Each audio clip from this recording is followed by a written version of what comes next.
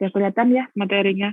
Nah, ini juga sedikit kendala gitu. Biasanya saya tuh setiap semester, apalagi untuk mata kuliah yang mungkin baru saya ampu atau saya belum buat videonya, itu saya tuh sebenarnya tertarik sekali untuk buat. Nah, tapi karena materi SIA itu semuanya teori, ya, saudara mungkin juga merasakan mendengarkan saya Zoom berjam-jam, itu mungkin ngantuk gitu ya. Apalagi saya mau buat materi dalam bentuk video gitu. Ini saya sedang mengumpulkan, sudah membuat sedikit video, cuman mau saya compile masih ya satu agak apa ya saya bilang cukup panjang gitu jadinya untuk membahas satu materi karena yang saya inginkan memang materi per bab. Hanya kalau untuk video pembelajaran biasanya mahasiswa itu kalau sudah lebih dari 30 menit lah, sudah lebih dari 30 menit itu membosankan. Nah, itu yang saya sedang kecuali kalau untuk mata kuliah yang mungkin hitung-hitungan, 1 jam itu nggak akan kerasa gitu. Tapi kalau untuk mata kuliah teori, apalagi itu 1 jam lebih, itu agak berat gitu untuk saya. Karena satu, pasti akan boring kalau tidak ada apa namanya istilahnya hanya saya yang sebagai pembicara atau di video itu hanya saya ngomong gitu, kayaknya akan boring gitu. Nah, nantilah pokoknya akan saya coba buatkan tetap di kelas ini sebagai dokumentasi saya juga gitu ya, karena setiap semester saya pengen tetap aktif gitu membuat video supaya paling tidak mungkin ada yang hari ini itu tidak bisa join Zoom karena mungkin ada kepentingan di luar yang mungkin jauh lebih penting, bisa terbantu dengan video saya. Oke. Nah, yang akan saya bahas di materi 4 itu kita melanjutkan di materi yang sebelumnya, ya. Di materi sebelumnya itu kita kan kemarin membahas ya tentang pendokumentasian gitu ya. Kita udah belajar pendokumentasian gitu ya, pendokumentasian sistem gitu ya. Nah, kita masuk nih di masing-masing sistem gitu ya, masing-masing sistem. Salah satunya gitu adalah pengolahan data. Nah, untuk pengolahan data ini atau siklus pengolahan data ini sebenarnya kurang lebih sama dengan yang saya bahas sebelumnya yang terkait dengan sistem, bahwa di sini itu ada input, ada proses, ada output ya. Hanya perbedaannya pada siklus pengolahan data itu ada satu item yaitu adalah penyimpanan data. Ya, ini yang sedikit berbeda, tapi secara umum ya, ini sama dengan sistem yang kita bahas sebelumnya bahwa dalam suatu sistem itu harus ada elemen input, kemudian pengolahan data atau proses data, kemudian juga output. Ya.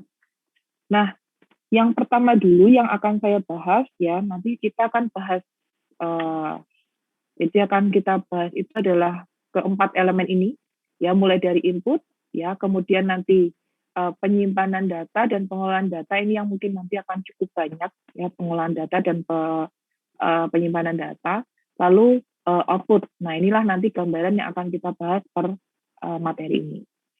Yang pertama itu adalah input data. Ya, input data itu adalah di sini data transaksi itu direkam dan dikonversi menjadi bentuk yang dapat diproses oleh komputer. Kalau dulu itu tidak hanya diproses, kalau dulu itu hanya bisa dibaca. Ya, proses komputer itu belum secanggih sekarang gitu ya. Kalau dulu hanya dalam bentuk dibaca oleh komputer. Nah, sekarang bisa diproses oleh komputer. Nah, di sini ada yang harus diperhatikan apabila saudara ingin membuat atau mencari data yang kita input. Nah, yang pertama itu adalah saudara akan melakukan pengelompokan transaksi atau klasifikasi ya, transaksi dengan menggunakan kode. Contoh misalnya saudara mengklasifikasikan suatu transaksi berdasarkan, oh yang satu itu adalah transaksi terkait dengan penjualan. Kemudian yang satu lagi adalah transaksi terkait dengan pembelian.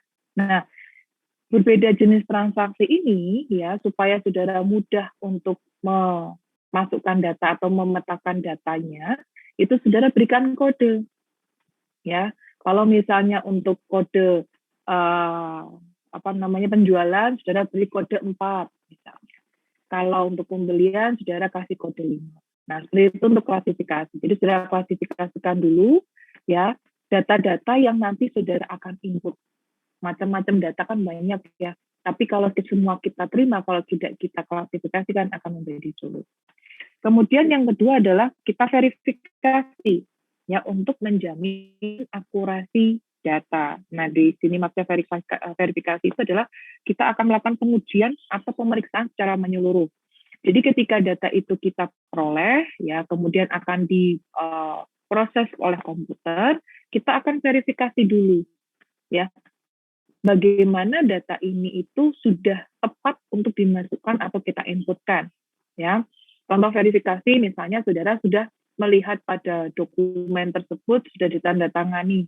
Oh, berarti dokumen ini sudah dijamin ya bahwa ini dokumennya sudah bisa diproses. Nah, seperti itu.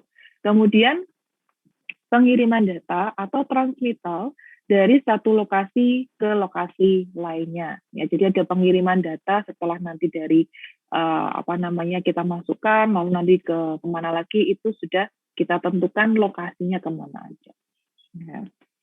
Kemudian yang selanjutnya jenis dokumen yang akan digunakan itu meliputi yang pertama adalah source dokumen atau dokumen sumber. Nah ini berarti adalah istilahnya ini adalah dokumen yang pertama, dokumen sumbernya di mana. Nah di dalam dokumen sumber ini berisi data-data yang nantinya akan dimasukkan ke dalam sistem. Ya, data-data yang nanti akan dimasukkan ke dalam sistem. Yang kedua itu adalah turnaround document. Ya, kalau turnaround document ini adalah dokumen ini itu berasal dari sistem yang dibuat. Ya, kemudian hasil dokumen yang dibuat tersebut akan dikirimkan ke pihak lain. Ya, kemudian dari pihak lain itu akan mengembalikan lagi ke perusahaan. Jadi dokumennya muter gitu ya, turnaround.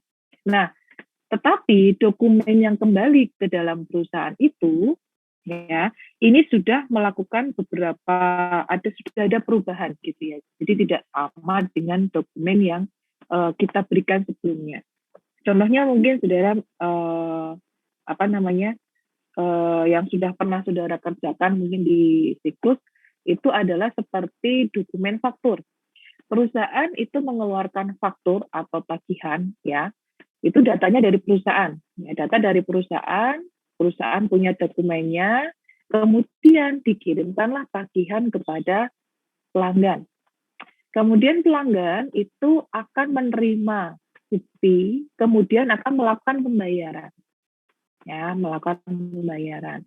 Kemudian setelah dibayar, dokumen tersebut akan dikembalikan kepada perusahaan ya dalam bentuk biasanya adalah keterangan pembayaran ya biasanya nanti berupa bukti bayar plus kadang ada yang bersama dengan tagihannya ya. Nah itu faktur itu berarti adalah contoh turnaround document.